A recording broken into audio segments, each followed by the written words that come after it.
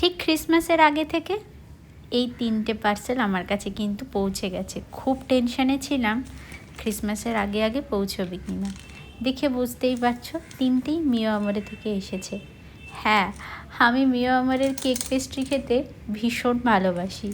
আসলে সস্তায় পুষ্টিকর কি না, খেতে ভীষণ টেস্টিও হয়। শুধু তাই নয়, গোয়াতে আমি প্রচুর পেস্ট্রি কেক ট্রাই করি, কিন্তু 10টা ট্রাই করলে একটা হয়তো খুব ভালো বেরোয়, কিন্তু তার প্রাইস পয়েন্ট তোমাকে ডিসঅ্যাপয়েন্ট করবে।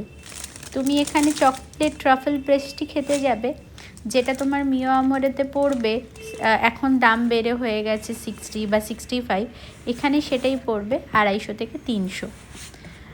প্রথমেই আমি নিয়েছিলাম মিও আমরের ইংলিশ ফ্রুট কেক। তারপর আমি ওদের বলেছিলাম তোমাদের যে বাটার কেকটা আছে না প্লেন, সেটা পাঠাবে।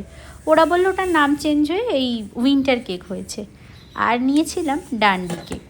এই ডান্ডি কেকটা বিয়ের আগে একবার কেউ আমাকে গিফট করেছিল, তখন থেকে টেস্টটা মাথায় আছে, ভীষণ সুন্দর খেতে।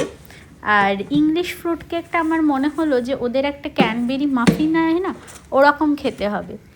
যাই হোক, 3টে কেক আমি আনিয়েছি। প্রতিবার কিন্তু আমি আনাই ওদের ডেট ওয়ালনাট লোফ, ওটা আমি আর আমার হাজব্যান্ড ভীষণ ভালোবাসি। আর ডেট ওয়ালনাট স্লাইসগুলো তো সারা বছরই পাওয়া যায়, তাই ওটার ওপর এবারে জোর না দিয়ে এগুলোর ওপর জোর দিলাম। যেহেতু আমার জন্মদিন গেছে, তাই কেক আমার ফ্রিজে ভর্তি। এটা হচ্ছে রাভা কেক। গোয়াতে বিভিন্ন দোকান এই রাভা কেক তুমি পেয়ে যাবে। এটা এগলেস হয়, প্রচণ্ড সফট আর ময়েস্ট হয়, ভালো খেতে। আর তার সাথে ছিল প্রেমের আনা চকলেট কেক আর আমার বরের আনা চকলেট কেক। বাড়িতে এখন কেকই কেক।